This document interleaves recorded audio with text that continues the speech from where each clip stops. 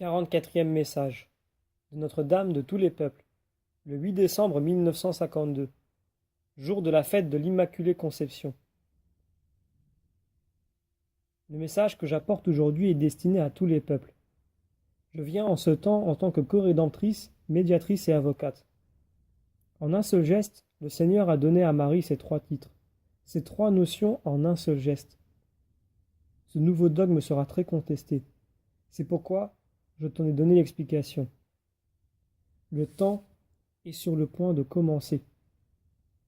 Dis au sacristain du pape qu'il en informe le pape.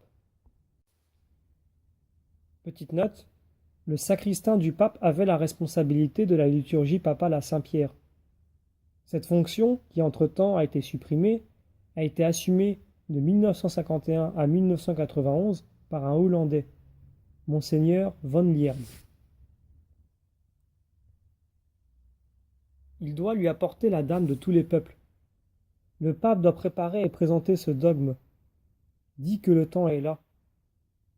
Le Saint-Esprit doit venir sur ce monde. Que le Saint-Père n'hésite pas dans ses décisions. C'est lui en effet le combattant. Je donnerai mon signe. J'ai dit, cette image va précéder le dogme. Cette image doit aller dans le monde entier. Elle est la signification et la représentation du nouveau dogme. C'est pourquoi j'ai donné moi-même cette image au peuple. La prière existera jusqu'à la fin.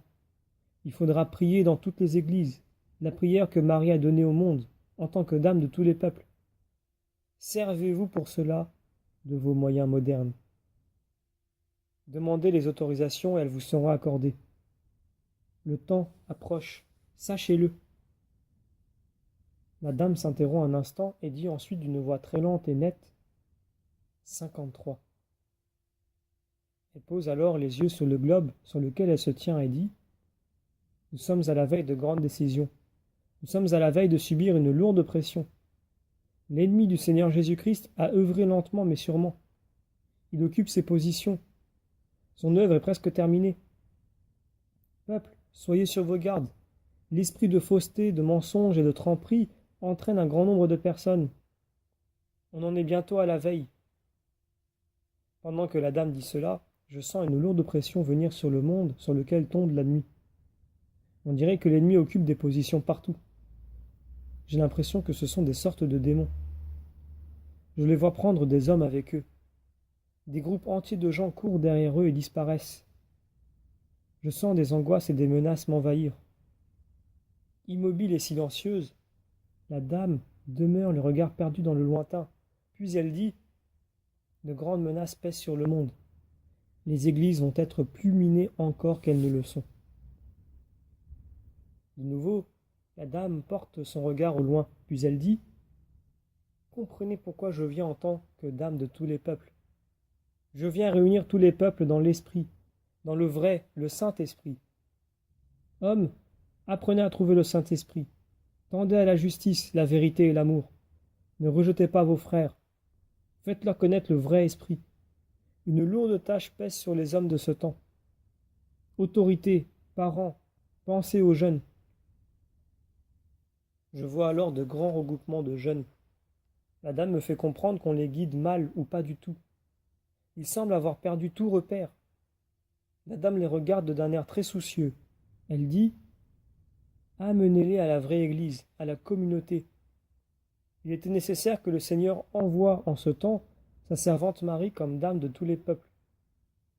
Je mets en garde le monde. Voilà pourquoi j'apporte ce message. Je m'adresse une fois de plus aux apôtres, à tous les religieux et toutes les religieuses.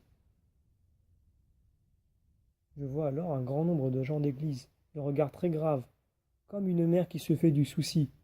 La dame dit « Écoutez bien une mère pleine de bonté. Elle veut vous aider vous aussi en ce temps. Priez la prière et demandez l'intercession de la dame de tous les peuples et elle vous aidera. Soyez juste, authentiques et aimants les uns avec les autres. Faites œuvre commune pour parvenir au grand but, agrandir l'Église. Réguliers et séculiers, cherchez à vous comprendre mutuellement. Faites œuvre commune pour ce même but. N'êtes-vous pas tous pareils? Tandis que la dame dit cela, je vois deux groupes bien distincts. D'un côté, des prêtres séculiers en noir, et de l'autre, toutes sortes d'hommes d'église en soutane et budes variés. La dame se tient au milieu d'eux, et de ses mains réunit ces deux groupes en un seul. La dame, à présent, regarde un long moment au loin sans rien dire. Puis elle dit d'une voix très lente et nette, sachez, jugez et condamnez comme le Seigneur Jésus-Christ l'a fait. La dame de tous les peuples ne répétera jamais assez ces choses.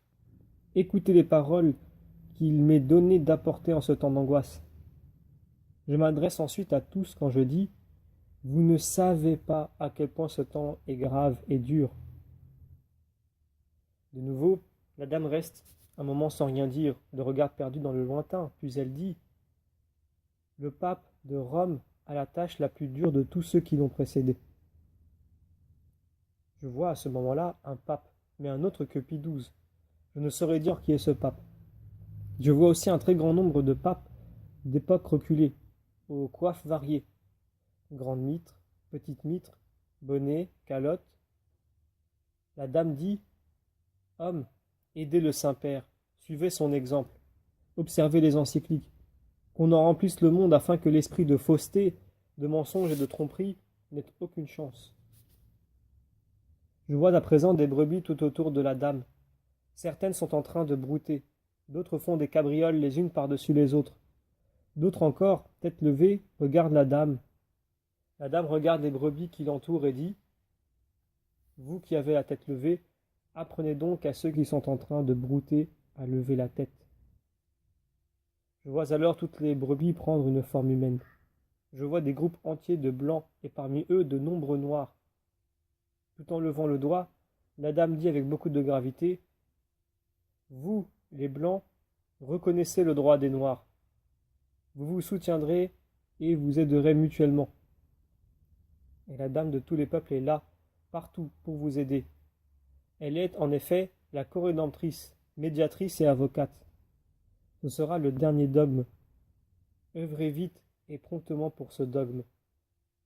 La dame de tous les peuples promet d'aider le monde si les hommes reconnaissent ce titre, s'ils l'invoquent sous ce titre. Faites connaître ce message, il est grand temps. Ne craignez rien, je vous aide.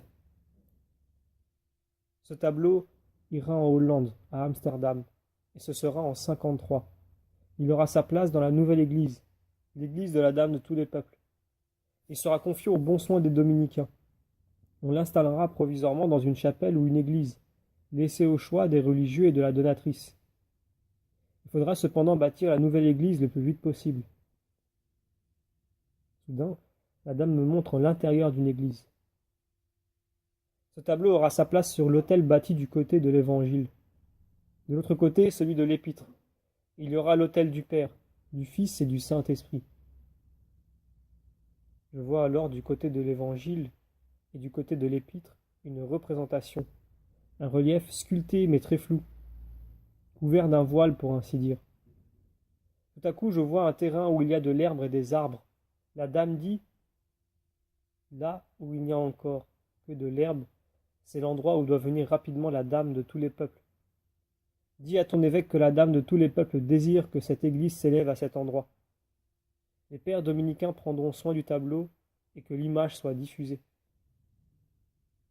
Tout en disparaissant lentement, la dame dit « J'accorderai de grandes faveurs sous ce titre. »